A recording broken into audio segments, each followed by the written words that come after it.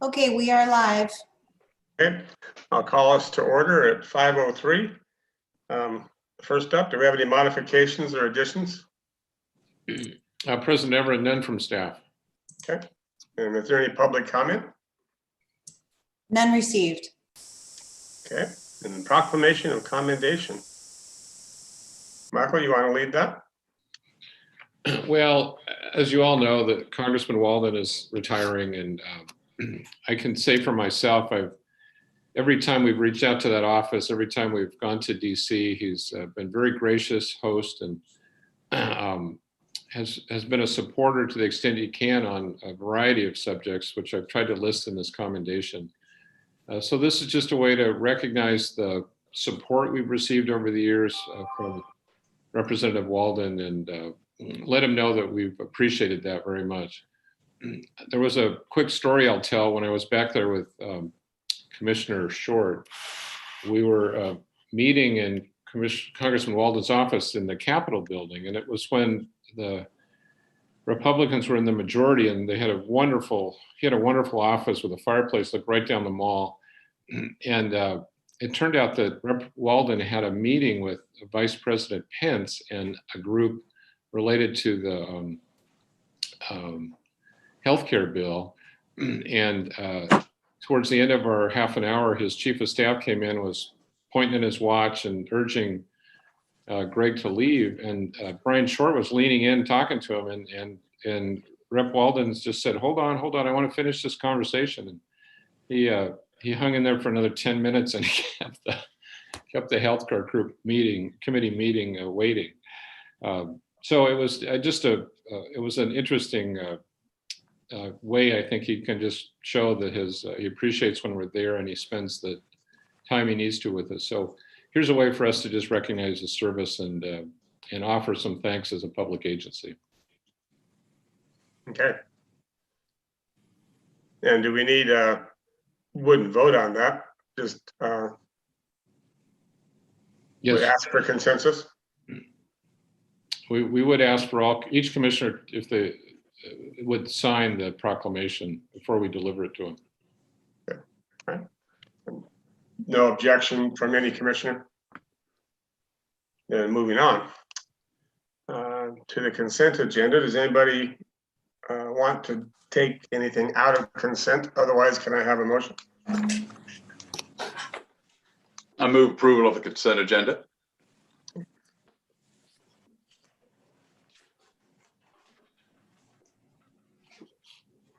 Shepherd, second. Okay, moved and seconded. Any discussion? All in favor? Chapman, aye. Aye. Shepherd, aye. Strike aye. Everett, aye. Passes. Informational reports. We don't have any. Presentations and discussion. We got the audit report. Well, we got down to you pretty quick, Tara. So I hope Tara Camp or Kyle is on the line.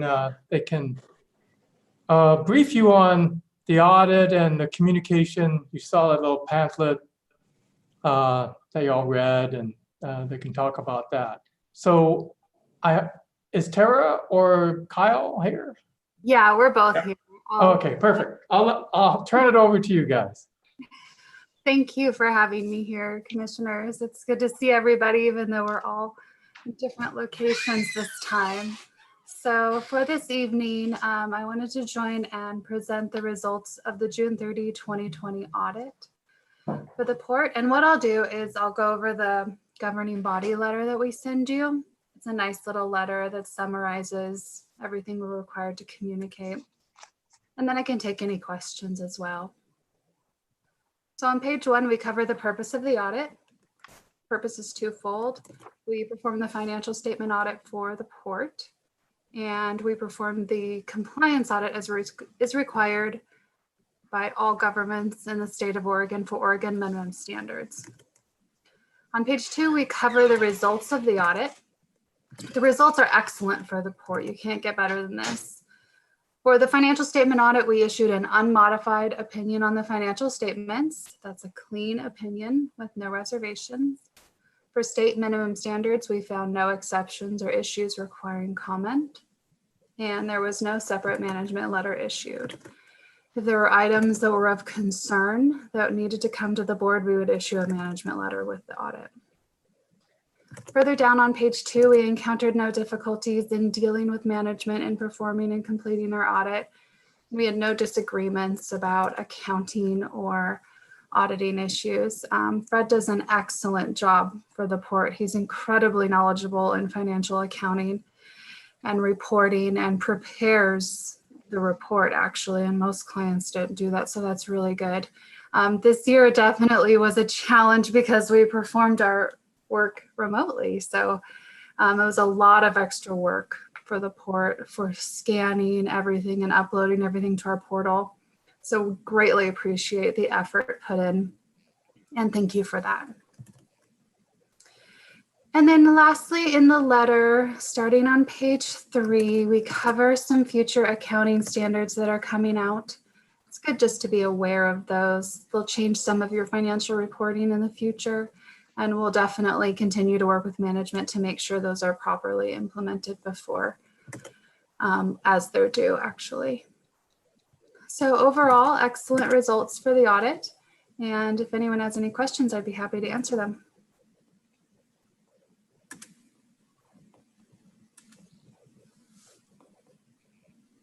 No, I think excellent report is an excellent report. Yeah, you always like an unexciting, boring audit. So that's great. Exactly. You like that word clean in there. Yes. Job well done, guys. Job, Fred. Okay. All right, Tara, thank you very much. Thank you. Have a nice evening. Yeah, you too. Kevin, the bridge replacement project update. All right, thank you. I don't want to read the report to you, but there has been quite a bit of information that has come up in the last week. It's been a busy month. One thing I did want to bring to your attention was the Bi-State Working Group is very interested in the P3 approach to project delivery, and Lowell Clary will be giving a 15-minute presentation to the Bi-State Working Group on January 8th. This is, like I mentioned, has been a main priority of the working group, just to ramp up their knowledge base on P3s. If you recall, back in January of 2018, there was a similar discussion. And so it'll be nice to have Lowell back in the fold with his contract later on this evening. So he will be coming in for a 15-minute presentation on the 8th via Zoom. But then there will be a follow-up panel with 3, 4, 5 industry professionals or agency professionals from around the United States. And we'll convene a panel discussion similar to that 2018 work session. Right now, we've sent out schedule requests just to get a date confirmed for either late January, early February from the working group, and then we'll start pulling resumes and putting together a team that seems to make the most amount of sense. So I guess one of the things I would ask, I guess, to the commission or to the members of the working group, that being Commissioners Everett and Chapman, is just, is there any specific speaker or topic or area of interest that you would like to see heard or discussed at either of those presentations?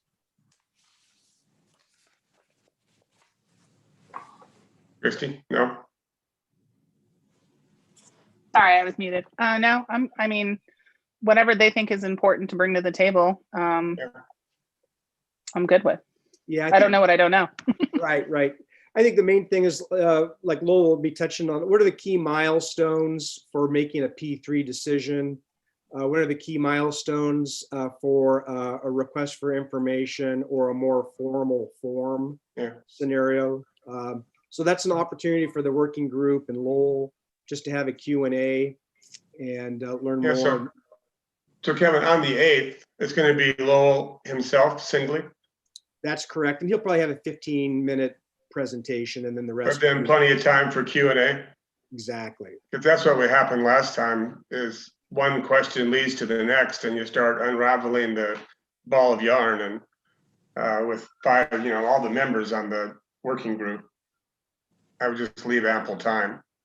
Yeah, that's a good point. And I think that we'll have enough time before the panel discussion that we can, if there's some good topics that weren't included as we develop that panel, there'd still be time to interject some of those themes that we get from the meeting on the 8th. Yeah, and exceptional work that's a high quality panel. That's everybody on it that I had hoped to hear from. Well, And, I haven't gotten confirmation yet. But those are the types of people that we're going to be recruiting. And so once we get that date, we'll start firming it up. okay. Kevin, I know that we did some work legislatively with the Oregon legislature a few years ago to enable or to make possible a P3 project. Is there something in place already in Washington state, or is that another task that we would have to consider to, I guess, make a P3 project possible or authorized? Yeah, no, I think there is some question about, there will likely need to be some type of legislation in Washington to allow for the P3 on the Washington side. That's the benefit of the Bi-State Bridge Authority, is that effort would give the newly formed Bridge Authority the P3 authority required or agreed to by both states. So that is one method. But the MOU that the Bi-State Working Group signed last month does have a clause in there that if for some reason P3 is the preferred project delivery method, that they certainly could consider that going back to the port, since it does have that authority today. But that doesn't preclude the unknowns on the Washington side if the port was to undertake that project on its own. Okay, thank For you. example, go ahead, Dave, sorry. No, just for example, we don't own any land in Washington.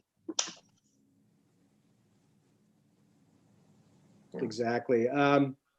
So just continuing on, one area that I did want to get a little bit of feedback from, or part of, maybe it was more just increasing your awareness, and that was the match on the build grant. So there was some talk about using some of the yet to be spent House Bill 2017 money. And I was kind of getting a sense from the commission last month that it made sense to use that as part of the local match. And then, of course, and I did talk with Brad Boswell, who's our lobbyist in Washington, that if an appropriation does come through from Washington State, and we realize that that's a really long shot, but that it's likely that Senator King would be supportive of that being used as a match for the bill. So I think I know how you're going to respond, is that, yeah, let's try to find as much other money to leverage the build program. I guess the question, I guess the other point that should be brought forth is that if for some reason that Washington money doesn't come to fruition, we might be required to provide that local match, the ports match, on the back end, because we got to get that $6.25 million worth of work done. So if we're promising that we're going to use the House Bill 2017 money, if we still need some work to be spent on the backside, we might still have to dip into the full 1.25. But that's something that we'll just continue to monitor. And I guess it's really an open question about other grants that may come up. I mean, we'll certainly be hopefully applying for other grants as they come up, but it might be helpful to know what the commission's appetite is for providing match in the future.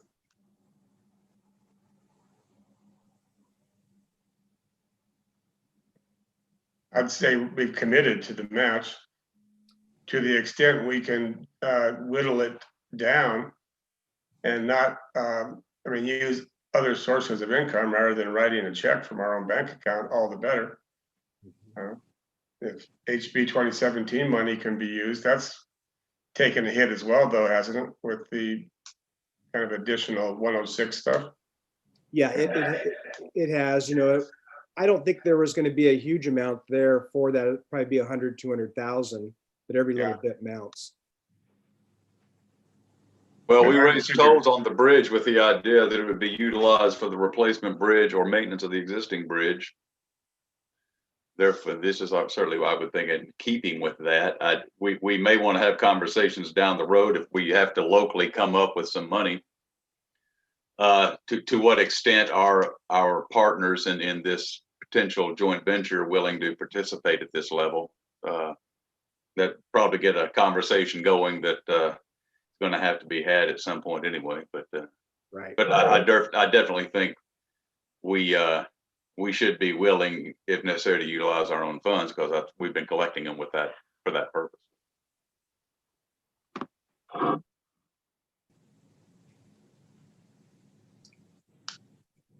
Okay, well, I guess as grants come up, and there's a local match requirement, I guess it's just a conversation we'll kind of take on a case-by-case basis.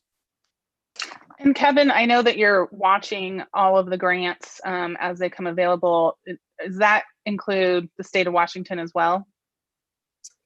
Well, it's a little bit more nuanced on the Washington side because we don't have standing to apply for grants over there. I know that Brad is keeping an eye out for those programs for Klickitat County. We're really looking at appealing directly to Senator King and the legislators over there and their connections and relationships on the transportation committees. And, I think that there's ongoing work in Olympia to advocate and lobby for some additional funding. So it's going to be probably not so much an application process as much as it is a lobbying process. But could we, before our by-state authority becomes, complete, could we look at the Washington grants at all but kind of funnel them through Klickitat County? Is that a possibility or not at this point? Well, no, I think actually even if we got an appropriation from, let's say, the Washington State Transportation Committees, it will likely go through Klickitat County anyways. And I think that the MOU that the working group adopted in each of the boards will allow for an IGA or an interlocal agreement, is what they call them on the Washington side, to if the port is in the lead position for the project. And I don't know if the port will always be in that role, but for the time being, if it's in that role and Klickitat County were to receive an appropriation, there could be some IGA between Klickitat County and the port for paying for the pre-agreed work, because the MOU also lays out all of the work that is needed to move the project forward. So there are some steps and some processes in that MOU that will allow for the port and Klickitat County to team up if Klickitat County does come into money. And your point about other grants that may be resident within WashDOT, certainly, Klickitat County has its own transportation needs from a local level. And so I'm sure their public works director would be eagerly going after those grants for other Klickitat County programs. But if for some reason there's a larger program for interstate or mega projects, I'm sure they'd be more than happy to partner with us. Thanks. All right, just one update on the government affairs update. Michael and I will be meeting with Lena Horton, who is Governor Brown's interim transportation liaison, to brief her on the introductory bridge authority bill and the need for continued funding for bridge replacement. For those of you that attended the Bi-State Working Group meeting earlier this month, the presentation that was given at that meeting will be the backdrop for our meeting with Ms. Horton at the end of this week. So we plan on getting a lot of use out of that PowerPoint presentation. The next item that I was looking for some consensus from was the volunteer agreement. If you recall, we have Mike Fox has been a very engaged volunteer, retired engineer. I've met with him many times, and he's got a wealth of information.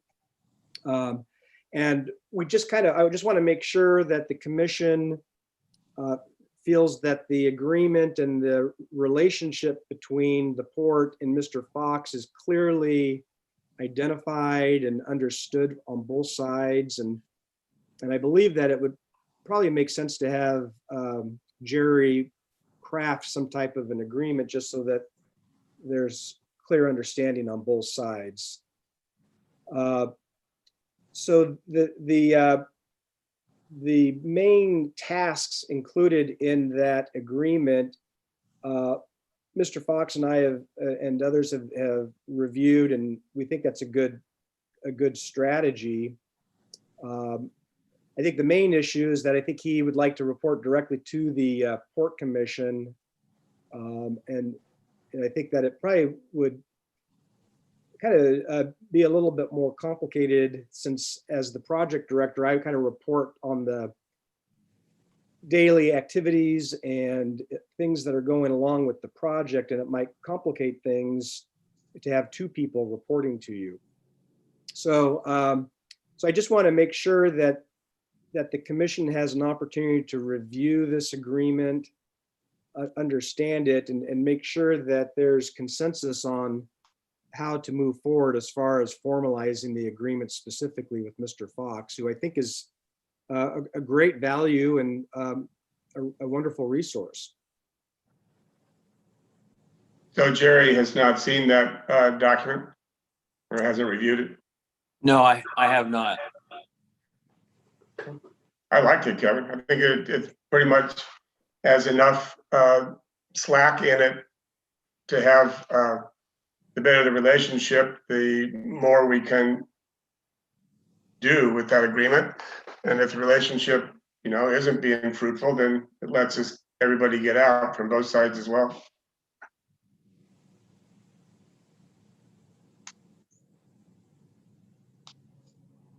I guess I agree with you that having two reporters to the commission could be confusing.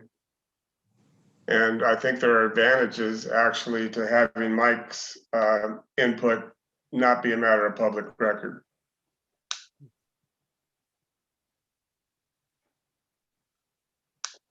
This is Commissioner Merriweather, and I just make it short. I agree with Chair Everett. And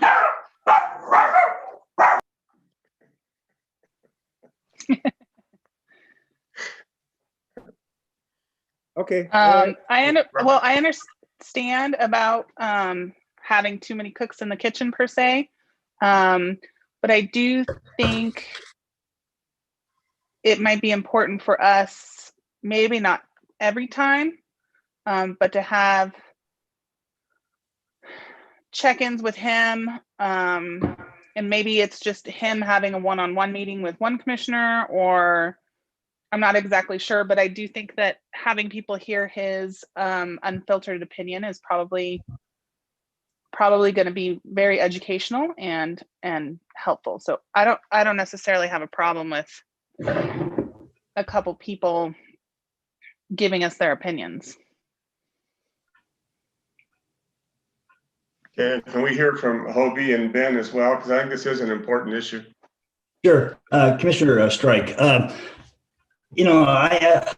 found in my election period of time that when you have people at large that don't have accountability of being reelected as official, it's sometimes difficult to be on the same page or not know the liability that they bring or don't bring. And I'm in favor of leaving this up to Kevin to choose how far we utilize outside volunteer help, because I found in my own personal life, as far as when you make a development or something, sometimes people work really well together. You worked in the past, and it makes your project go faster, more efficient, more cost effective. So I just, like I said, in urban renewal, we went ahead and backed away from having board members that are at large that weren't elected officials, no accountability. And I think it's been helpful to have that accountability factor.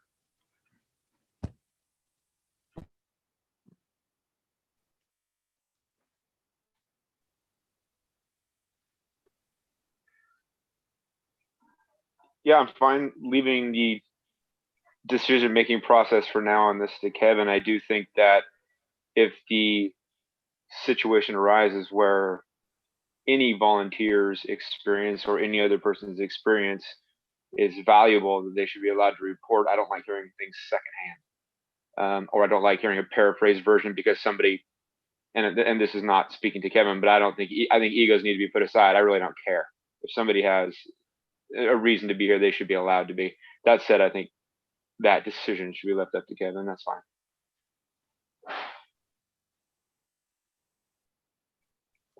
Great, thank you. I guess, Jerry, what is your feeling as far as a document codifying this relationship? What's your input? Well, I haven't seen what you drafted. It sounds like people have read it and think that it covers most of the areas sufficiently. It's just, I think, so both parties have a clear understanding of what their roles are and what the process is going forward. Okay, all right. Well, then what I will do is I will share with you, Jerry, the document that was included in the packet, and then we can maybe just have a couple of conversations to put together some language. Yeah, it sounds like it's a good starting point, that the document you prepared, maybe it's sufficient. I don't know. But that, I think we need something like that. All right, great. So what I'll do then is I'll go ahead and work with Jerry, and then I guess at our next meeting, I'll bring a more formal document for board approval. Okay, and you'd vet that with Mike as well, right? Yes, yeah, I wanted to get feedback from you. I'll certainly talk to Mike tomorrow, bring him up to speed on where we're going and make sure he's adequately informed as to where we're going, and certainly look forward to working with him and bouncing some ideas off of him. He's been a great resource. And particularly I'm interested in him sitting on the P3 board, because I think that's the first place he's going to have, real insight from the benefit of his past years. Excellent, excellent. All right, well, great. Well, thank you for that feedback. Just briefly, just an archaeological update. So our archaeological consultant work wrapped up today on the Washington side. I don't know how many of you happen to be going over the bridge and seeing them working over there last week and this week. So Willamette Cultural Resources was the subconsultant. They were contracted to survey and report on 500 items on that site, but their crew ran into quite a bit more than 500 elements at that site. And so that will require another amendment due to the increased reporting and categorizing of the information that was found. This was always a risk that we knew about. And so I will be working with Dave Ellis, who is the archaeologist, to get that report done and submitted to the tribes and the state preservation offices as quickly as possible. And as an aside, we are looking to do the geotechnical boring, and even though we received a permit from the Army Corps to conduct that permit, we still have to go through a Section 106 process for the geotechnical borings. And so we had a meeting this morning with ODOT, who's been hearing quite a bit from the tribes and the state preservation offices. And he is getting feedback specifically from the Umatilla and the Washington DAP about the underwater surveying of those sites. And there's really three options that the project is being faced with. One is to actually send divers down when the geotechnical work is taking place. The second option is to use remote sensing, which has its own set of issues. Or three, make the case that neither are viable. Clearly, we're trying to make the case for the third option, those pier locations that are outside of the traditional riverbed is where there's the most amount of interest. The last thing we want to do is start geotechnical work and have the tribes see that work happening and that they're not fully incorporated into that permit process. So we will be continuing to make the case to DOTs and to the tribes and to the historic preservation offices about that option 3, which shows that it really is not viable to send divers or to do remote sensing through, dozens of feet of water.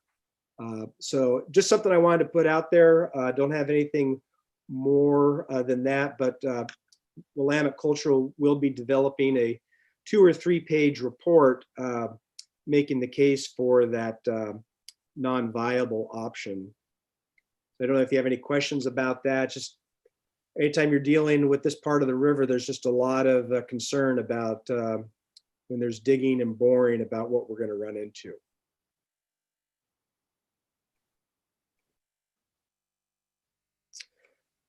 All right. Do the best you can, Kevin. That's all you can do.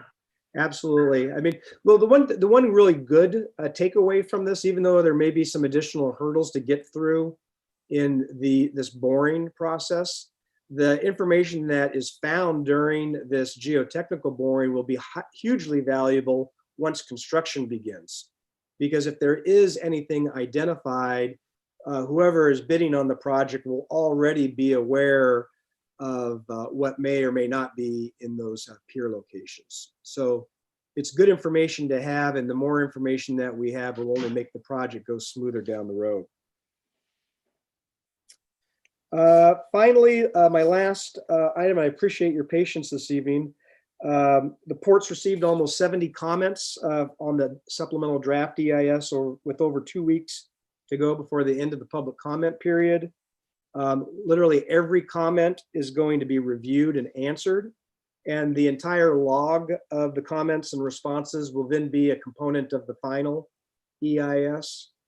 So far and away, the most prominent and frequent comment is related to the bike ped path. And right now, the designs have a 12-foot wide bike ped path following DOT specs. But there is a lot of interest in seeing that widened. There's been comments about one path on the east side and one path on the west side, but it's almost a 3-to-1 comment, bike ped versus everything else. And maybe the second one is get the thing built. So it's great to see that we're getting these types of comments. I think it was great to get the open house attendance that we did in the age of COVID. And so I think we've got some stuff that we can work with and that we can include in that final EIS. One of the questions that comes up occasionally is, well, does the project have to incorporate these suggestions? And really, as long as the project has shown a process that everybody has had a chance to share their comments, there isn't a requirement as part of NEPA to finalize anything that's in the comment period. Now, it might be wise as we move forward to incorporate and do a cost accounting of what any of these additions or comments may lead to, because those have large repercussions down the road. And in January and February, there will be an assessment done on the comments. We'll be sharing the results of those comments and what the effects to the project would be. That will be shared with the EIS working group, and we'll do a summary of that for you and the bi-state working group as well. But the big takeaway is that, hey, we're getting good comments. Everybody wants to see the project, and I think that's a real victory for the project at this point. So if you have any comments or questions, I appreciate your time. I know that's a little bit longer than you normally hear from me, and I appreciate you taking the time to learn a little bit more about what's happened in the last month. Thank you. Okay, thank you, Kevin.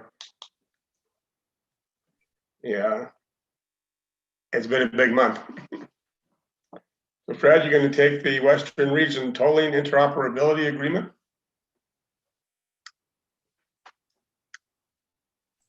Yes, I will. So I'm going to be talking to Genevieve. Can you go to the first page, Genevieve? Yeah, there we go. So the Department of Transportation went to the International Bridge, Tunnel, and Turnpike Association, otherwise known as IBTTA, and said, you know, we really would like to have a national tolling set of procedures and technical protocols. And so about 3 years back that they started, at least the Western region started. And today we're done. We're done with our technical component of the how to transfer data back and forth between agencies all throughout the US. So on this first page, what happened first was California came out of the chute and they said, look, we have just in the state of California, we have all these tolling agencies. So let's just start with us, and meaning California. And we'll try to have, you know, one point of, and basically when we're talking interoperability, we're talking every customer has a home base, a home agency where they put all their money in. And basically if they go across the bridge, like if it was ours, it comes out of their account. But if they go across another bridge or another agency, how does that money come back and forth? And so that is basically this little diagram in a roundabout way actually shows how that is occurring. Now, what had to happen was instead of having all these transactions going back and forth multiple times, there had to be a central agency that would house all the transactions, meaning if, in this diagram, if you went from Sandag in the south all the way up to the north, I forget who M is, Metropolitan Transportation Commission, I believe. And so instead of sending one file to them and one file to the Bay Area Toll Authority and so forth, we just send one file to, in this case, it's called TCA, Transportation Corridor Agency. They're out of LA. They're about the biggest agency in California. And so what happened was, and they had the resources to actually do it. That's another thing. The resources meaning the IT capability, IT staff that could pull this off without really charging anyone. And so basically what happens is it's just an IOU file that gets sent on a daily basis to the Transportation Corridor Agency, and then they disseminate that information to the appropriate agencies for what is owed, and then the agencies send it back through TCA, and then they basically send that file to the respective agencies with regard to the money. So it's sort of like a receivable and a payment. So that technicality, we had to work through all that, and a lot of the issues of, you know, where there's a mistake or when people make all these different payments. There was about another 84 pages to this. I didn't want to attach that, but that's really the technical specifications and issues that come up when something like this occurs. We won't go to it yet, Genevieve. So California started working through this because the idea was to do this nationally, which we've done. So the next piece, and go to the next page, Genevieve, we opened it up to another state. So in this case, WashDOT at the bottom was ready to go. And so they basically say, hey, why don't we test WashDOT? So basically the transactions of someone going across the Bay Area Bridge, going all the way up to Seattle, and basically transferring the data files back and forth, that occurred. And we worked out all the different issues with regard to WashDOT. As you see on the right-hand side, there's the future of all the other entities. Basically, the only ones that are sort of ready to go right now are, I guess, POHR, us, and Utah, ODOT, Alaska, Arizona. They're not ready yet. They're probably several years away. So it's not this isn't a conversation, you know, to ask you, do you want to go forward or not? It's more of a discussion on where we are today. So we went on with WashDOT to just basically cover the Western region for now. And then we did the next test. And if you flip to the next page, Genevieve. So in each region of the country, and you can sort of see the regions, it's sort of colored. So the Western region is sort of in the light blue. The Eastern region is in a purple. They're called the Easy Pass hub. The Southeast hub is out of Florida. And then Texas has the sort of the central hub, and they're in an orange. So each region has a hub, and the Western region, like I said, has TCA out of LA. They're handling the one set of transactions just within the region. And then if someone goes across the country and they're out of, let's say, New York, basically TCA and they cross our bridge, if we're a part of it today, if they cross WashDOT, that transaction would fall down to LA. LA then would send the IOU out to the Easy Pass group in New York or New Jersey, and then they would send that transaction of the funding through TCA back up to WashDOT. So there's a flow. So that actually has occurred through testing. We've done this over the last year where all this has transpired. So several things had to happen. One of the things, the Western region is all on 6C, it's a protocol. The rest of the country is a hodgepodge. I mean, there are some groups that are using 6C like Colorado, some parts of Texas, but most of the East Coast, the guys in the purple and green are using Seago. Our original tags actually are Seago from TransCorp. And they're using that. I think Florida used a completely different protocol. The issue was to how to translate them, because the last thing you want to do is have to pay for 6 million transponders and give them all, you know, the East Coast, all 60 transponders, which they, you know, would be real expensive.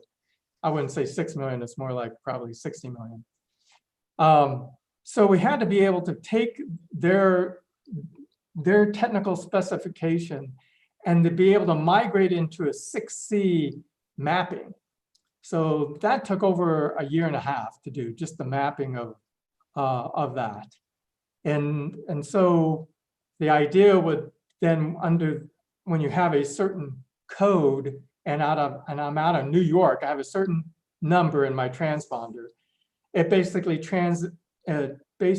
goes through the 6C mapping, and then it goes all the way to, if you travel to LA, it would basically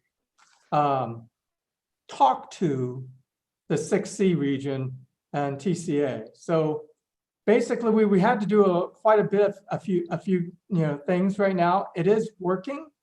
The rest of the country is moving towards 6C because they feel that that is the long-term protocol, meaning the next 20 years at least.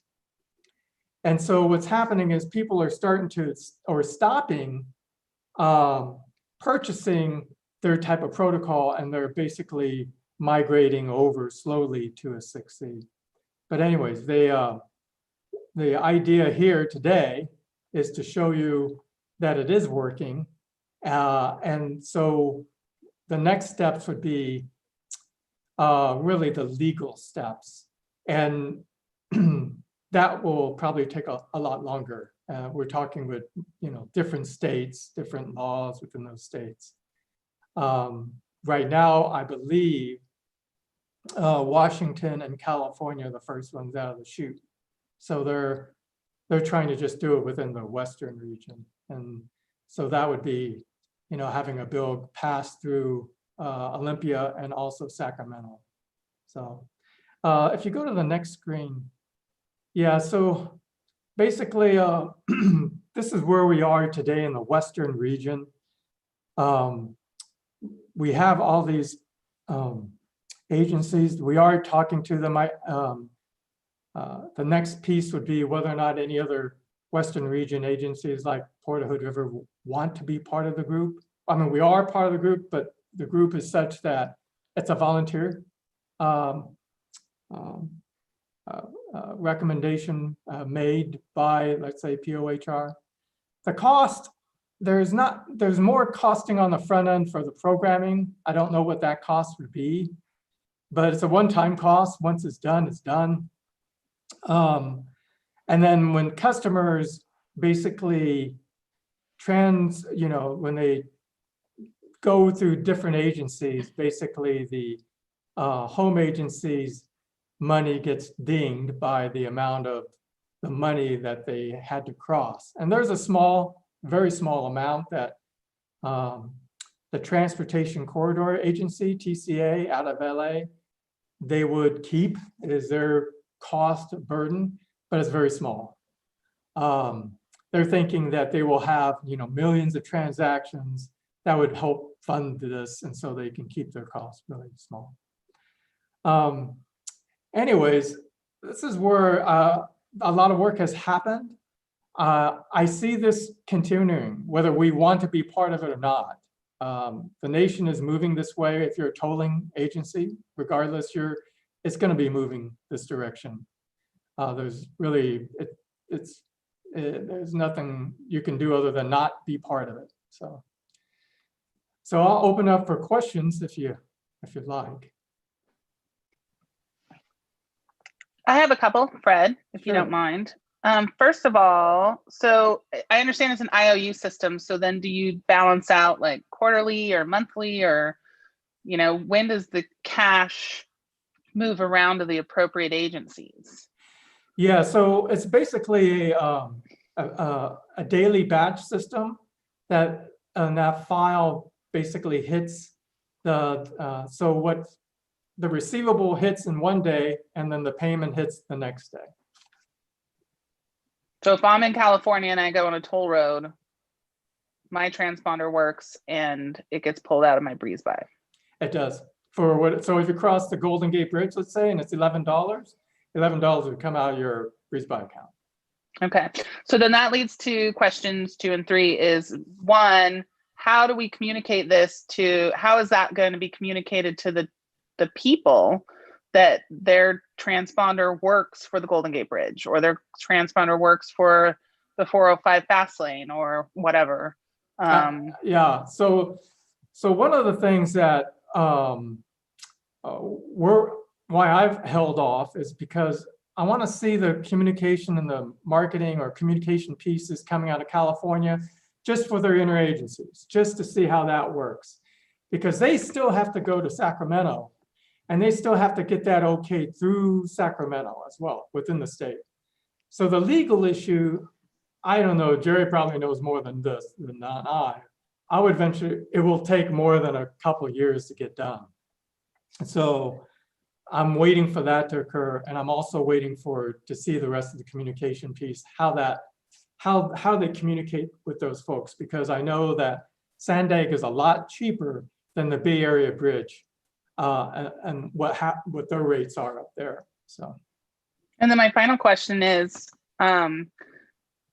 how does this benefit the port? Because don't we want the people from California coming over to pay the cash toll instead of getting the cheaper breeze by toll? Or, I mean, what is an incentive for us to participate in this?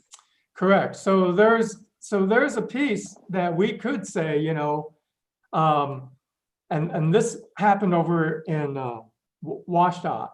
So the question was, what is your rate? Is your rate for the out-of-state person the same rate as the in-state person? For WashDOT, they kept it the same. So yes, your question is valid. So you have someone coming across and it's $1. It's $1.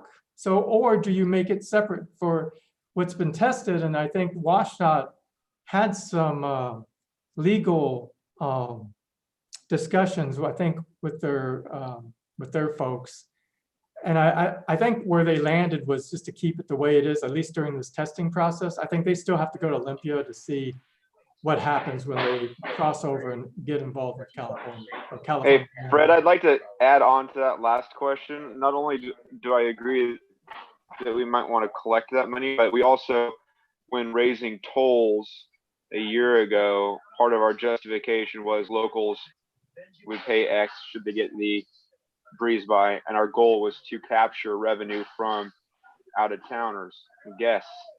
Unless you're telling me that the majority of out-of-town vehicle traffic does not come from California and Washington, now we're kind of blowing our own argument out of the water if we don't charge more for these Well, people. technically, we did test that. So what happens is each of the 6C transponders, we have a code. POHR is embedded in that overall 6C coding. So if you don't have a POHR transponder, we could have a different rate based on that. So the rate structure we could determine on our own, and the systems can do that. Just like if we went down to California, if they wanted to, they could make their own pricing for different for POHR when we went down there as well versus their folks. So the issue isn't that. We've gone through that technical part. It's now a legal issue, and that's the part that we're waiting on when it crosses as interstate commerce or interstate transportation fees. That is where we put a halt. So, but yeah, we have the capability if we're allowed to. Fred, Commissioner Strike. Fred, does any of the agencies now that are toll agencies, do they have a two-tiered all electronic pricing structure? i.e. one being for locals and one being for out of state? Because this question we're asking right now, we're discussing this question right now, is only good with our old bridge. With the new bridge, it's not going to be an issue. Yeah, whether it's new or old. So what they're looking at, why they're creating this. Well, let me first answer your first question. They do not. So they do not have a different rate for in-state versus out-of-state. In fact, they don't have even for the California agencies, they don't have a rate for their agency versus the other California agencies. They don't even have that. So that's the legal question that has to occur. Now, technically, have we tested that? Yes, we have. You can have different rates, and we can compile those different rates. That's doable today. Whether we can do it or not legally is the issue.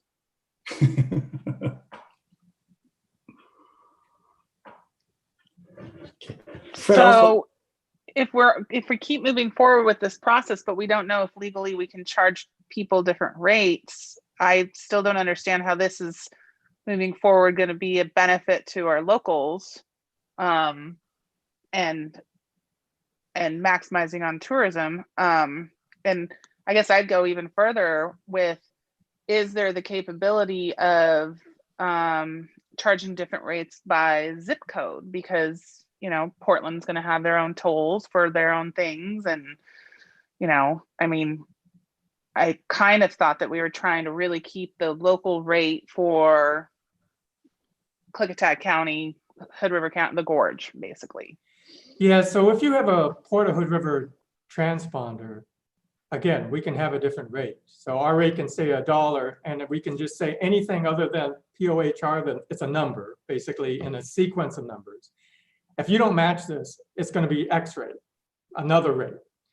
Now, we can't do that today. Well, we can't do that legally today because we don't have that agreement and it's not set. Now, to answer your first question, why do I want to do it? Just because of that. I think every agency would say, hey, we should do this. Why should I want to give my benefit to my customers who are in my area versus the ones that are not in my area. So there's that. And whether you legally can do that, I don't know. That's more of a federal interstate commerce issue. So now, where we want to go with this, I would like to sort of sit for a little bit and watch this play out before we jump in. I think the technical aspect, we're not too far from it. I looked at those specifications. In fact, I worked on alongside some of them, putting some of the specifications together. Worked with Tyler up in WashDOT and the group down in California who are really, really good. Too bad our ODOT isn't as friendly as some of these guys. But anyways, we're not too far. We're not too far. Our system's pretty darn close. Basically, it's going to P-square. We've mapped everything out. We basically said, I need this file format, this specification, and I need it to go at midnight. You know, it's all the rules have been developed. So that development component is not there for like a programmer to figure out. It's figured out. Now they're just putting it in a program. So that's much easier to do than anything else. So yeah, for me, I just wanted to brief you on this. I think it's going to come down the path, whether we like it or not. And I think in the end, it'll pay for itself. Again, another one like license plate recognition. I think there's some things that will pay for itself. Any development we have will definitely pay for itself. So, Hey, Fred, when do you think this will come back to the commission for consideration about a two-tier rate structure? And I guess that depends upon when you think the legal analysis and opinion will be generated. Is that early next year, late next year? yeah, I would venture to guess in the year 21-22, that budget year, we'll know. I think we'll know where it's going to go. So we may want to budget something, but I think we'll have a December of 21, March of 2022. We'll probably know where, how fast it's going, because when it goes, it's going to go quickly. And just to give you an idea, when I showed you that Easy Pass, those states already have their agreements within all those states, New York, New Jersey, Delaware, they've already worked out everything. And same thing with the Florida, Georgia, South Carolina, they've already worked out their agreements. So now we're just linking to regions of the country. California is going to go to Sacramento. We're going to see that this spring. So we're going to see how California works legally and whether or not they can do that, what we just talked about, having a different rate for a different agency, things like that. So a lot of these questions are going to get answered. So I would hold a little bit, but it will happen. It's going to be moving forward.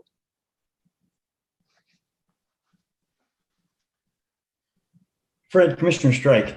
Fred, WashDOT, do they have, is all their tolling network in-house, or do they have a third-party billing? They use third party. They do have some in-house folks, but they use a third-party agency, or a company to do what we do in-house. Okay, thank you.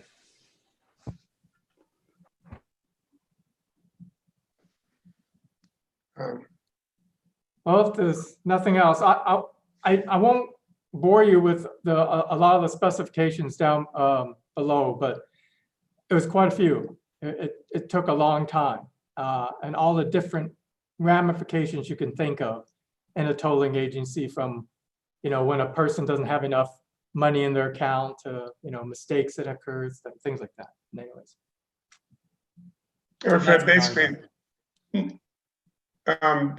this information doesn't change anything about the toll service that we offer to Cascade Locks or operate for ourselves. That's not effective by any of this at this time, right?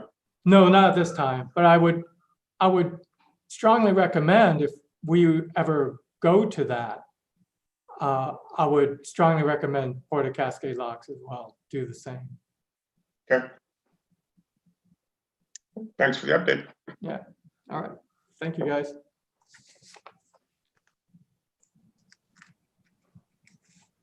And Ann, you're gonna fill us in on the airport commercial hangar?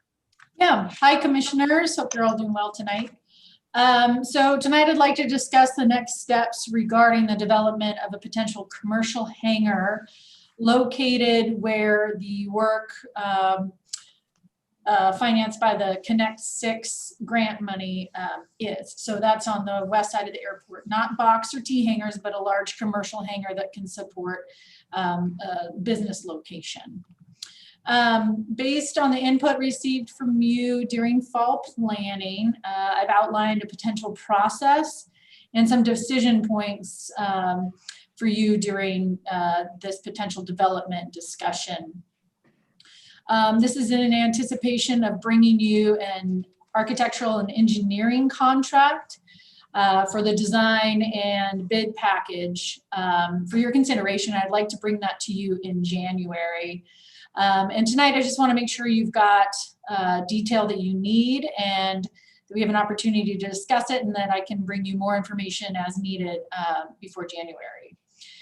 Before we move on though, Commissioner Everett brought to my attention some mistakes that were embedded in my formulas for the cash flow, the airport cash flow overall. So what I'd suggest is that we omit discussing that cash flow tonight, and then I bring it back to you in January.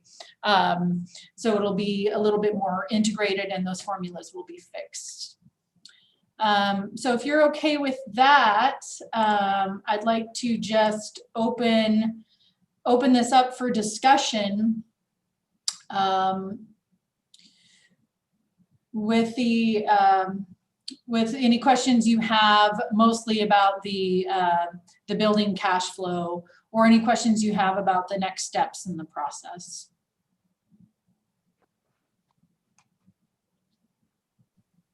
So moving forward on this project, we're negative cash flow for, I thought it was the first 3 years. Yeah, I think it's 2 to 3 years. Yep. And then we start having positive cash flow. Yeah. Okay. And there's interest in the lease. There's a, or at least it's not even a memorandum of understanding, but it's solid interest from a tenant for a good piece of it, right? Yeah, and the idea is that we would go to them with a memorandum of understanding. I would need to draft that and get that to Jerry for some review. But then that really lines out our deal points for a potential lease once the commission, and if the commission decides to move forward with a construction contract. But we wouldn't want to commit ourselves with a binding document before that time, since we don't know if we're gonna build the building or not. Are we looking at a single lessee? More than likely 2 to 3. So the most interested tenant right now would like to take half the building. And then there's a couple of other tenants that are interested in smaller spaces. So, you know, Yep. 2 to 4 tenants. Mhm. The returns, Ann, are substantially better than the last time we talked about this building. Yeah, Is well, that- we've got better cost estimates involved. Or the construction cost came down? Yeah, so, well, they didn't come down. We just have cost estimates from Aaron Fagry. Yeah, so that's the big change. I mean, I would say right now, businesses are scrutinizing their business models more than ever. So if you still have a very interested tenant in this, it seems like it would be a positive project, even though we're, you know, going out on a limb and going to be in the red for a couple of years. Mhm. And sorry, go ahead, Commissioner Strike. Sorry. I'll just say, and what's the possibility of having one tenant versus multiple, 2 or 3? Because the flex buildings are extremely expensive, you know, and it's much easier to maintain and manage one tenant versus 3 or 2. We found that out with the Halyard building. Is there a market for one client? I'm sure there is, once we start really marketing this building, there may be interest from a larger tenant, but the interest I've gotten so far is not for somebody that wants the whole space. Because again, you have to have at least 50% of your business be airport related. So that, you know, narrows the field. And your clients you're talking to, they're not talking about a major amount of square footage for storage, right? The storage doesn't help us. No, they're talking about R&D potentially with storage for one aircraft or potentially, you know, no storage at all, just R&D work area to place people and equipment. Yeah, you should be careful about that. Keep that in mind, because like I said, in this industry, that does become a habit of tenants. They store things to get cash flow, and that's not healthy for us. Okay. So anyway, this outlines a number of decision points where we would come back to the commission, you know, well before any large contract is underway. But the next decision point would be an architectural and engineering contract sometime in January, either the first or second meeting, and that's estimated at about $96,000. So that would be a significant investment for the port to move forward with design. And I'd like your input on if there are other inputs or due diligence items you would like us to do before I bring that that back to you for consideration. I think this is right in step with what we talked about in fall planning. You know, there's the commercial building up at the Lower Handle Mill, in lot 1 investment, and this commercial hangar are $6.5 million, and the prospects for the commercial hangar are substantially better than they were when we said, you know, flesh it out. I think we're moving forward on deploying the money that we talked about. Yeah, I have to concur. I think this industry is going to grow. I think aviation as a whole is going to grow large in the next 20 years.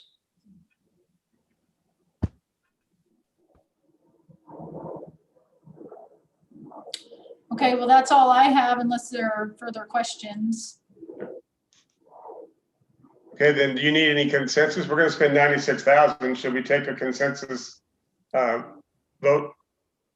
Well, I would bring that contract back to you in January for review, All right, so we won't commit any money until then. right? Great. But it would be great to have some consensus on it. It sounds like you would like me to do that, bring that contract back to you and go forward with the next step. Okay.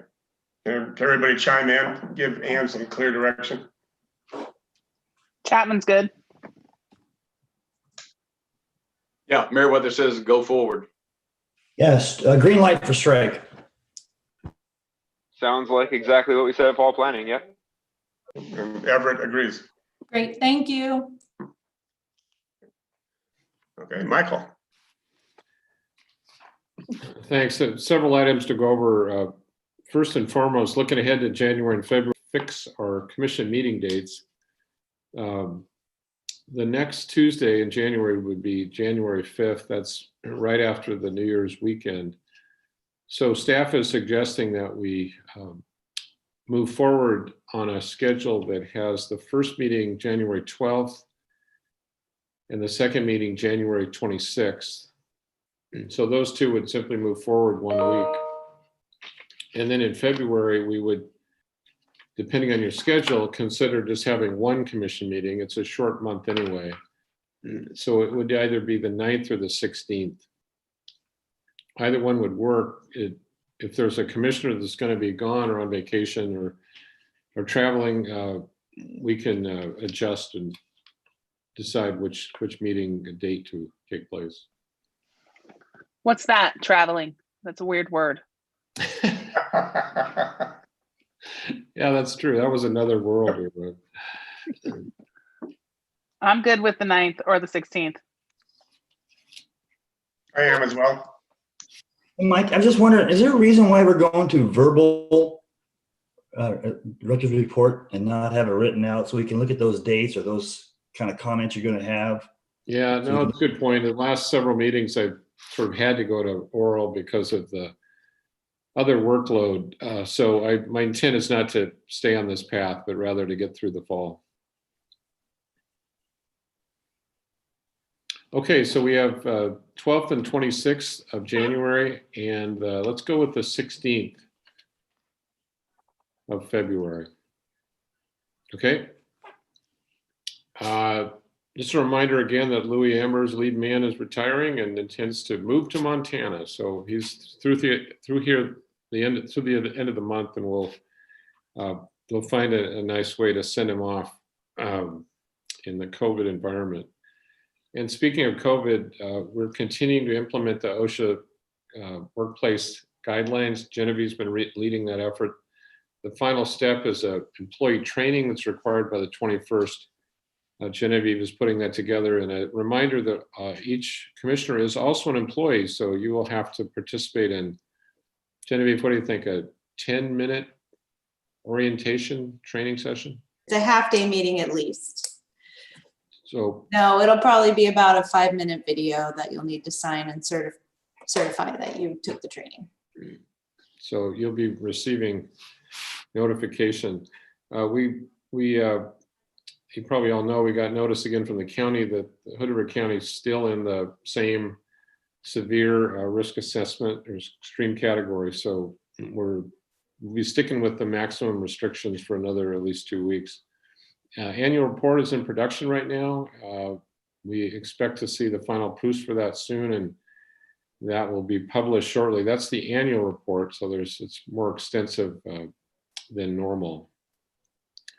The SDAO conference is February 3rd and 4th. It's going to be virtual this year. We will send out to everybody, every commissioner will get the notice for that and how to sign up, and I encourage anyone that wants to or can participate. It's virtual, you don't have to travel, and there's always a lot of good information you obtain from those.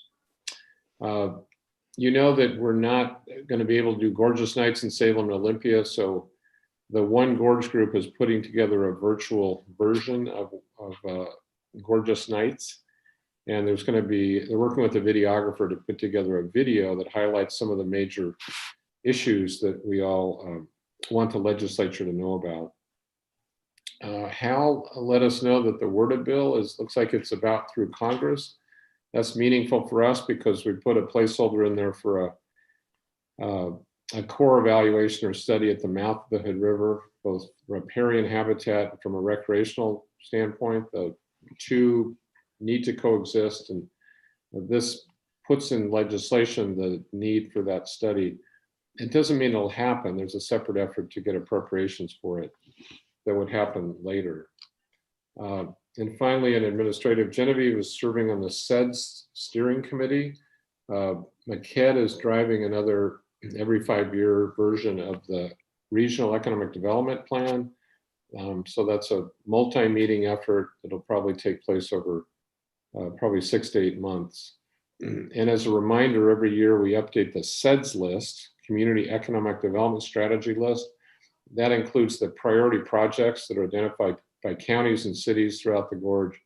There's a process where our process locally is to we bring the group together of the various entities, identify the projects, talk about priorities.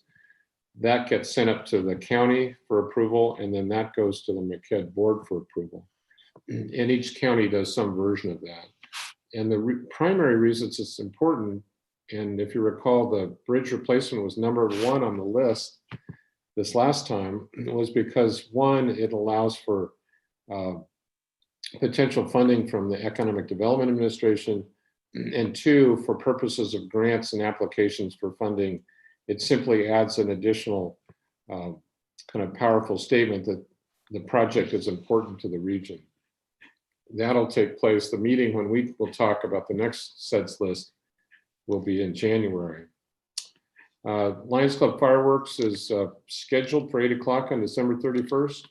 So that should be a go. And annual event site passes are now on sale the fulfillment will be only via mail. And on the bridge, recall the shim work had to be delayed. The guys got out there and were not able to complete the work because there was a skew issue. So we're rescheduling that work. That'll probably take place in February. Now John says that he understands the operation, how to do it, and we've got the proper preparation for the skew system. And then finally, we did get word back from ODOT. I might have mentioned this, that they're in final review of the weight restriction or weight rating that they've done on the bridge. And we expect, perhaps even by the end of the month, that we will have new weight restrictions on the bridge. So for overall, it'll go from 40 ton to 34 ton. And primarily that's going to hit the vehicle types SU4 and SU5, which are the high point load specialized hauling vehicles, which include concrete mixers and the like. So I'm working with SDS across the river and a couple of orchardists to better understand what, first of all, let them know and get the word out, and second of all, understand what kind of impacts that it would have for log and fruit hauling. I think log trucks are going to be weight limited. They will not be able to carry a full load across the bridge to meet that restriction. For farmers, I think it would probably be a fairly minimal impact. They would not be able to technically carry a couple of fully loaded bins across the bridge. I think the primary impact is to businesses like Hood River Sand and Gravel, which carry those drive those high point load vehicles across the bridge. When we do get the reviews done and we get the final letter from ODOT, it requires us within 30 days to install the new weight limit signs on either end of the bridge, which will require some coordination with ODOT. So that's coming, and I think it's important, incumbent upon us to get the word out so that people, everybody is aware of the new limit. That's my report. Any questions? Michael, I don't know how much they utilize the bridge and how much shipping goes north, but you might have a conversation with Dave Windsor at Cardinal about the limitations of the weight as well, because they have fully loaded trucks coming out of there, I think. Okay, good point.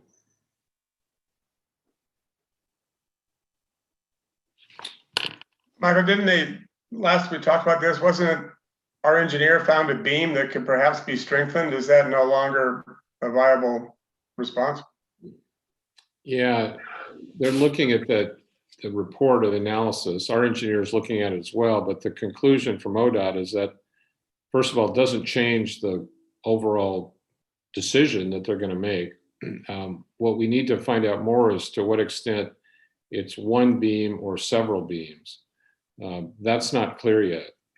I think that, so the question is whether this reduction can be removed or eliminated by carrying out some capital project that re-establishes that structural capacity of the bridge. And that's not clear yet, but I will. Are investigating that. I will have clarity on that. Okay. Hey, Mike, is there an appeals process in regard to ODOT's findings? Boy, not that I'm aware of. It's a very technical analysis. So, and we've had them go back again and look at it again. Honestly, I'm not sure, Commissioner. I could find out. I'm not sure if there is a vehicle or not, but it's a pretty clear. The technical analysis is based on the rating methodology that the FHWA put forth several years ago. So long as they're conforming with that federal government imposed methodology, then, and they do their calculations correct, then I would suspect there's very little appeal rights to it. Okay, thanks. And Michael, I just have one question on that, and this might sound silly. There'd be nothing that we could, I understand that the weight limit accounts for many, many cars on the bridge at the same time. Is there a way that we could do it so we tell these heavier vehicles, you know, you can go across at this time or at this time and reduce the amount of traffic, or is it the single point cars that is the problem? It's the single vehicle. So it's that high point load when you have high weights on limited number of axles, and it doesn't spread the weight over the length of the body or the frame. It's concentrated, and so it's relevant to the vehicle, not to the overall live load on the span. Gotcha. Thank you. Have our engineers been in discussion with ODOT as this has been going on? Are they participating or providing information to help with this analysis? Yeah, once the initial analysis was done, then we went to our engineer. They did their own analysis on ODOT's engineer's work, went back to ODOT. ODOT said, okay, we'll look at it again based on those recommendations. And primarily the exercise was trying to find out how to characterize the extent of the problem, if you can call it that. What's the critical factors that would limit weight? It's sort of like the weak link in a chain. If there's one beam that's bad or weak, then they have to rate the entire bridge or limit the weight. So that's what I'm not clear about yet, but the clear opinion from ODOT's engineers we've reviewed it and we need to stick to our recommendations. We just don't know the extent of, or the answer to the question whether we can literally repair our way out of this or not. Thank you. So Mike, the recommendation was just to lower the weight limit, they didn't identify why it had to be lowered? Oh yeah, they've identified several areas. It's not just one where the capacity at that certain beam or floor beam location is insufficient. I'm not an engineer, and I can't characterize the extent of that, but it's more than one place. I mean, in some ways, I hate to say it like this, but this is not entirely a negative. We want to support the local truck traffic. We want to support local businesses, but that bridge has a capacity, and trucks, speed and weight do the most damage and degrade the bridge deck, and they accelerate the degradation significantly. So this is not a reduction down to 8 tons. It's a fairly modest reduction that sort of puts everyone on notice that this bridge has limitations to it. And I guess in some ways that will help the longevity of the bridge without crushing or lowering the weight limit so much that it simply takes it off the map for local truck traffic.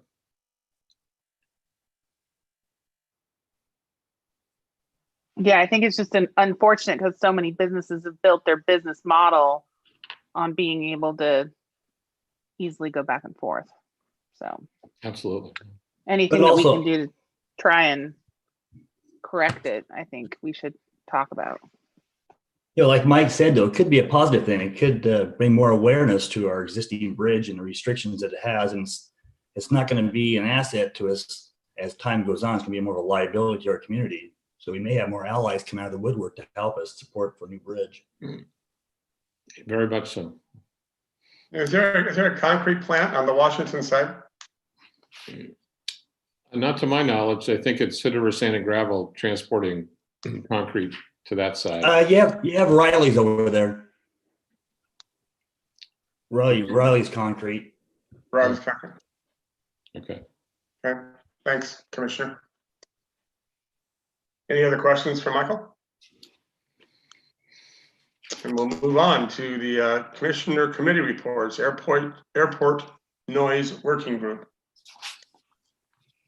So we met again, let's see, last Thursday, and some really good work is being done in the noise group.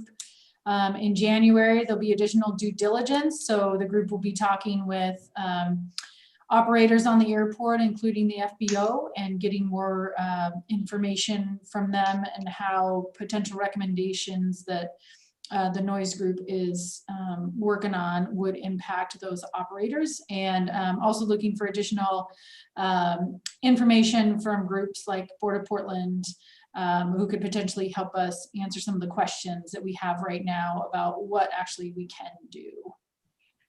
So really positive things coming out of that group, and we hope to have an update on the report for you guys likely in the first quarter. Okay. And if Any you questions? had, yeah, and if you had any dialogue with Aurora, you know, Aurora is really a busy airport. And Yeah. just curious as far as noise abatement, any dialogue at all? Not recently, just because they are a noise abatement airport, and they have a tower and some different things. So I've talked to them about a year ago, but they will probably be on our due diligence list to talk with. I was just curious how they interface the complaints or the concerns of the residents around the airport, how they handle that, and what kind of meetings they had, and kind of questions they did come out of that town hall if they had one. Yeah, great suggestion.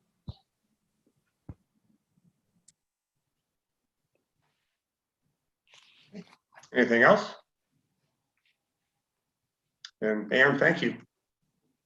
Bridge replacement by state working group.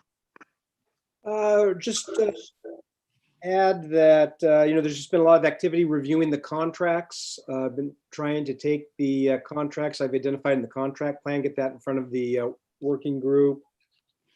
They've been reviewing the lobbying presentations, and then the focus for the next couple of months is going to be on P3, and just would hand it off to Commissioners Chapman and Everett for them to share their thoughts about how things are progressing. Mr. Chapman? Well, I had to miss the last working group meeting because computers are fun, but I think things are going really well so far. Everyone brings a lot to the table, and the conversations are lively, and everyone is really focused on moving forward. So yeah, I think we're making great strides. Yeah, I concur. I mean, we have 2 new members with this election cycle, so that's to be, you know, absorbed. And then I'm hoping that the P3 panel, that would be a good venue to introduce Mike to the working group, Mike Fox. But I agree with Christy, everybody's doing the work. We're moving forward.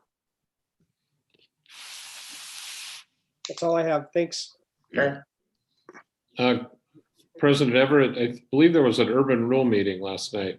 Is there a report on that? Sure. Do you want to take it, Commissioner Strike, or? No, go ahead. You're vice chair. Go ahead, and I'll just fill in with you, Dave. Go right ahead. Okay. Yeah, we had a meeting last night. Essentially, it was to bring before the Urban Renewal Board a recommendation from the advisory committee, and it was to deal in part, well, in its entirety, really, with the storm drain project that's been going on for the last couple of years. The recommendation was to take the remaining borrowing capacity of the Urban Renewal District, which is about $2.6 million, and take it in its entirety and apply it to the storm drain project. Then would go back to the legislature, you know, the 1.7 million that was allocated by the state to this project 2 years ago in that session. Obviously, because of COVID, the state didn't make any of those Christmas tree projects happen. They took all that money for COVID relief. But the city wants to go back to the legislature this session and has a commitment from both Senator Thompson and Representative Williams to try to get that reinstated in this session. And if that occurs, then that would pretty much cover the cost of the storm drain project, all 4 phases. The commission did vote, or the board did vote with regard to the 2.6 million available in urban renewal, dedicated in its entirety to the storm drain project. So that did happen. There was also discussion that if we are not successful in getting 1.7 again from the legislature, that would then look at doing an amendment to the urban renewal borrowing cap. And the recommendation was to try to get the 1.7 million added to it that way. That was not an action that was taken, but that was the recommendation from the advisory committee. We made the point, Commissioner Strike and I, that if we're going to increase the borrowing capacity, there's still a lot of infrastructure work that could occur and a lot of investment that could occur. And basically, we're using the last of the money for this urban renewal district on the storm drain project, which will not really add any value to the waterfront. It just prevents damage there. And that we may want to consider asking for more than a $1.7 million increase in the borrowing capacity of the urban renewal district, so that some other things could be done with the money, including potentially Lot 1. I didn't go into that, but that would potentially be available at that point as well. There was a little bit of discussion about that. It's interestingly going to come down to whether or not I think that the city can get additional money from the legislature. If they can cover the cost of the storm drain project, I don't think they'll have much appetite to go out and increase the borrowing capacity of the district. So anyway, that's what happened at the meeting. I'll defer to Commissioner Strike if he has any further comment or observation about it. Nicely done, Commissioner Merriweather. That $1.7 million that Dave's referring to is that those used to be lottery revenue bonds that were never allocated. Yeah, Dave brought up the point in the meeting last night about go further indebtedness, and I think that's DOA. There was really no consensus at all to move forward to raise the rates.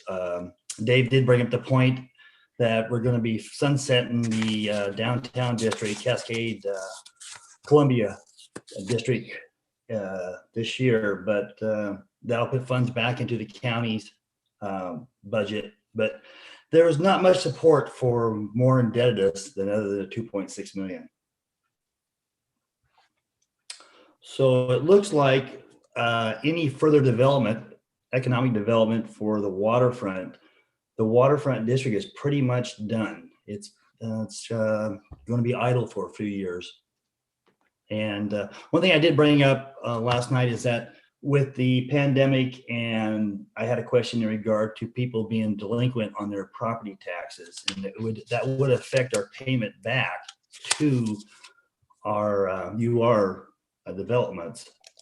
And as of last night, Will didn't know if anybody was delinquent or not. But I got a couple of points.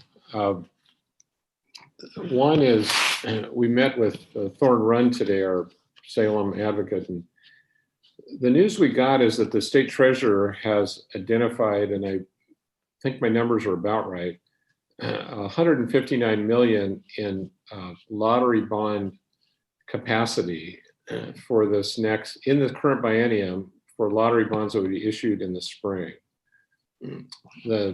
So that's good. There's capacity within the state and appears to be legislative support, at least at the leadership level, to go back on those projects that weren't funded and try to find money for them.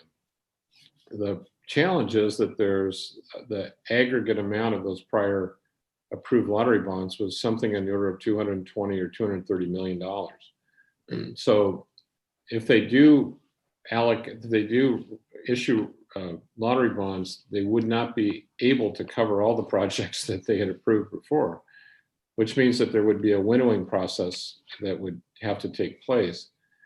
And winnowing means there's a need for advocacy or trying to make the case that this is an important project and this one needs to be kept on the list. So I sent an email to the city manager today and conveyed that information and offered our help or support if they in those efforts. If they weren't successful, then there's still an opportunity potentially to get lottery bond requests or funding requests in for the 21-23 biennium. Of course, that wouldn't take place for several years then. So there's still a possibility. The other issue is that the description of the project as it was a year ago was more on the emergency, from an emergency standpoint. A line is partially collapsed, it's underneath the building, it needs to happen right away. And to go back, it may be that the Legislative Council's office looks at that and says, hey, that's not the same project. It's overall the same, it's not the phase one that you came in before for.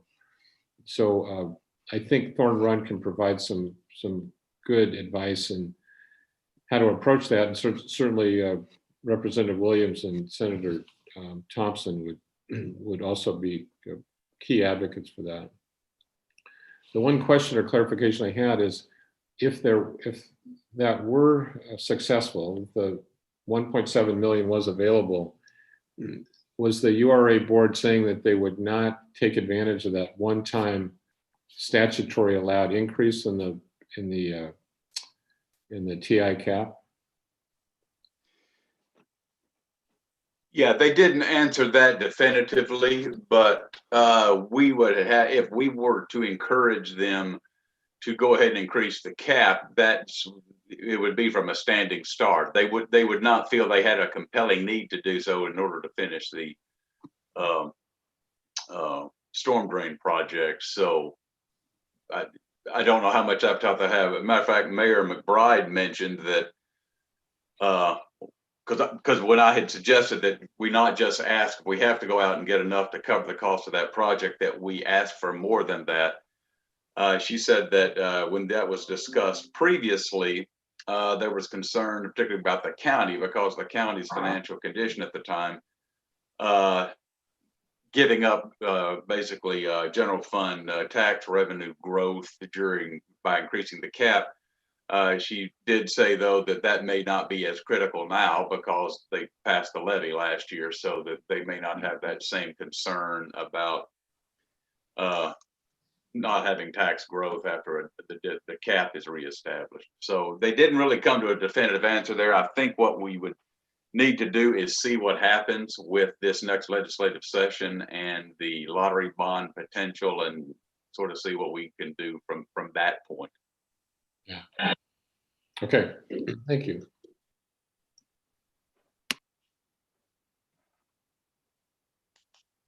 Okay. Yeah. Then that would take us on to action items. And A is the contract with Clara Consulting. Great, thank you. So on this version of the contract, we've prescribed pretty closely the activities that Lowell will be doing. You'll notice that he's contracted to do the presentation on January 8th and to help facilitate the panel discussion, help pull the panelists together, and then develop some scoping for a future form or request for information process. It doesn't include the actual work related to conducting those activities, but he would kind of put together an outline on how to progress if that's the way that the Bi-State Working Group and the Port Commission would like to go. So this is a pre-prescribed scope of work.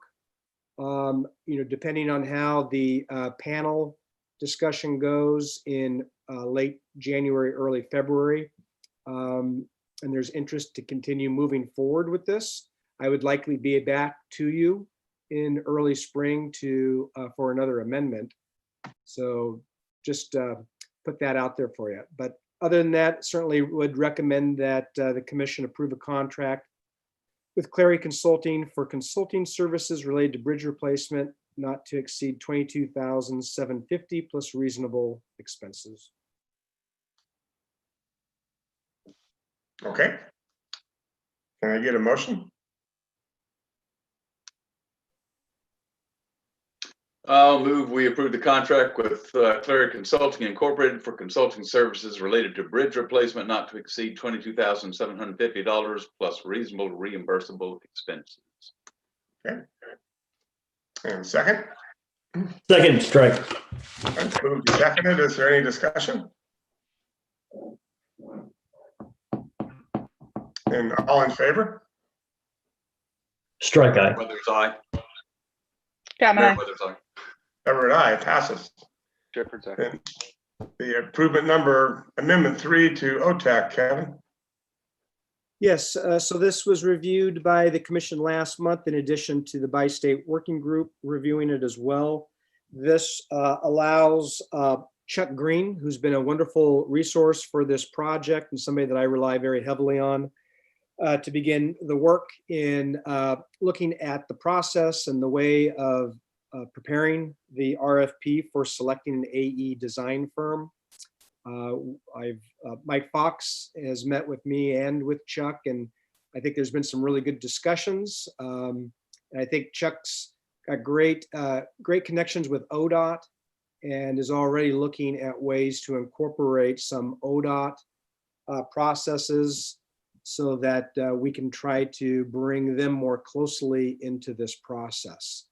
So I am recommending that the commission authorize amendment number 3 to contract with OTAC Consulting for AE design RFP consultation related to bridge replacement not to exceed $22,000. Can I get a motion?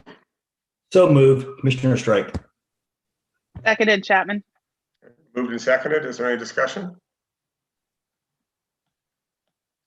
And all in favor?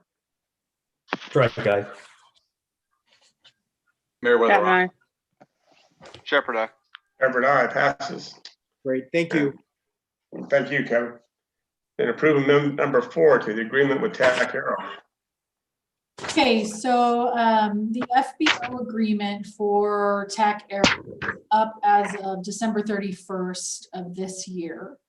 As you see from the memo, when TAC Aero took over from Classic Wings, we actually shortened their contract with the port. Usually we would have a 5-year, but we shortened it because we recognized back then that there were some changes that needed to be made to the FBO agreement. However, due to the following activities and workload, that FBO agreement was pushed to this year so we could get an RFP out for a new FBO. So all of those things that happened between 2017 and 2020 listed in your memo have informed a new FBO agreement.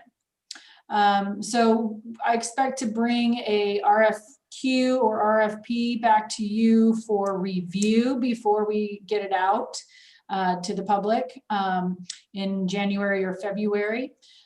This agreement with the FBO extends their services through the end of March. And by that time, we should have plenty of time to have gone through the RFP search process and have an FBO in place. So this really just gives us an extra few months to get through that process. And can I ask you, are you aware of any other potential FBOs out there that might have an interest in this? You've been approached by anyone that? No, I haven't. And I think it's a good thing. It's a Band-Aid for us and stuff, but I don't want us to have this in the 11th hour come to us.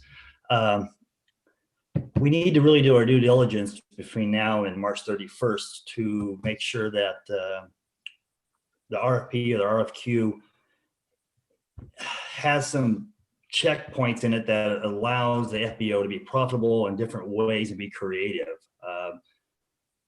I just want to make sure we focus on that we just don't rely on one entity, that we really go out and try to get other FBOs involved in how they're generating cash flow for the FBO operator.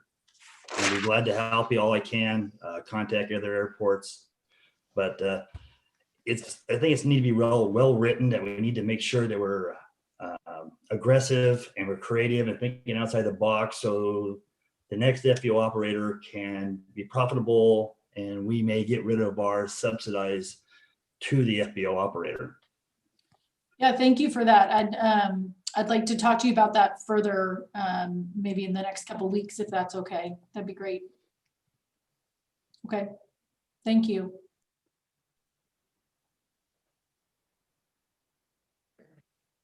No further discussion. Can I get a motion?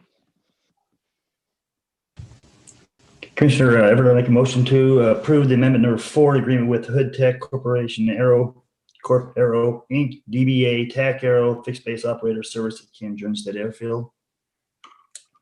Meriwether second. Moved and seconded. Is there any discussion? President Everett, could I interject something when you're ready? Yeah, we're at discussion. Go ahead. I'm sorry to do this. As I looked at this and thought about it right now, the March 1st, that's a pretty quick turnaround for an RFP. It would require the commission to have the proposals back in mid-February. And are you comfortable with that? If the meeting in February is just this, what do we say, the 16th? Is that sufficient time? Sorry, it's March 31st, but March 31st, Mike. we could pass it, we could even push it out farther. That's fine.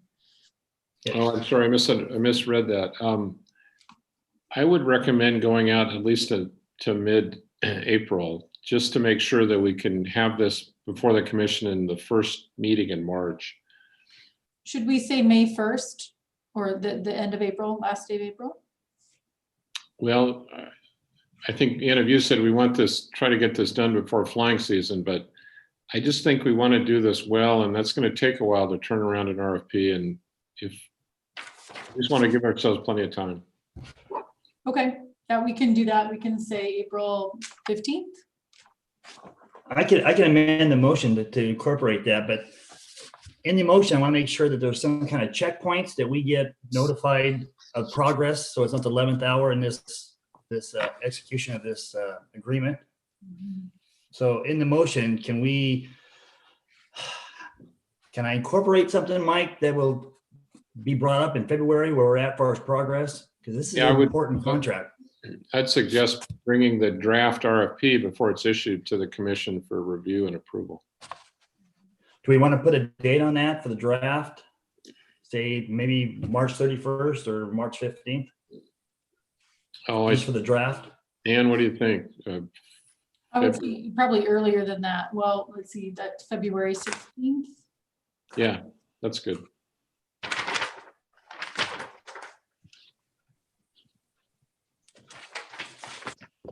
You want to take a stab at that motion, Hogan, or Commissioner Strack? Yeah, I'll amend my motion to incorporate a draft presented to the board on February 15th and move the expiration date of April 15th, 2021 for the contract for the existing FBO operator. I believe the date is February 16th is the meeting date, not the 15th. Well, that's just for the draft, Jerry. That was just the draft's got to be presented by then. And the draft has to be ready by the 15th. For review on the 16th by the commission. Okay. I'll amend that. And then you want to extend the term here? To April 15th, 2021. Okay.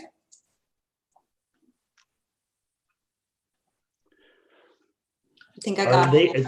Is TAC Aero and they in favor of us moving that timeline out? Yeah, they're okay with that. Okay, thank you. Okay, do I need to get another second for the amended motion, Jerry? I'll second. Yes. Right, moved and seconded on the amended motion. Is there any discussion? All in favor? Strike guy. Meriwether, aye. Sure. Pratt and I. Everett, aye. Passes.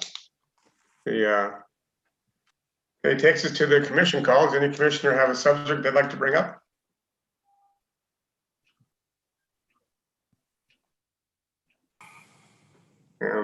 That case. Well, I guess I have one thing. Okay. Happy holidays, all. Merry Christmas. Hope you have a great Christmas. Thanks, Christy. And you can take us out recess, regular session at this time and